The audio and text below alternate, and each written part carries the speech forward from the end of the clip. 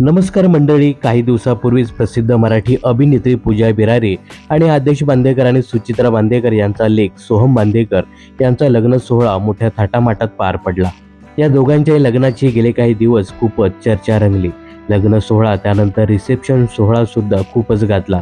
लग्न झाल्यानंतर सोहम आणि पूजा बिरारी हे लगेचच वेगळे राहू लागले आहेत. या संदर्भातील काही फोटोज त्यांनी सोशल मीडियावर शेअर केले आहेत. तर हा फोटो शेअर करत अभिनेत्रीने नवीन सुरुवात असं कॅप्शन दिलं आहे.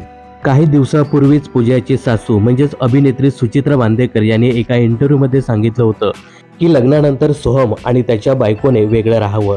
माझं लग्न झालं तेव्हा माझ्या सासूने देखील मला हा सल्ला दिला होता. त्यामुळे मी सुद्धा लग्नानंतर वेगळे राहिले. त्यामुळे मी माझ्या होणाऱ्या सुनेला देखील हेच सांगितलं की लग्न झाल्यानंतर तू आरामात वेगळी राहू शकते. तर आईने दिलेला सल्ला सोहमने पाळला असून लग्नानंतर लगेचच हे नवीन घरात शिफ्ट झाले आहेत.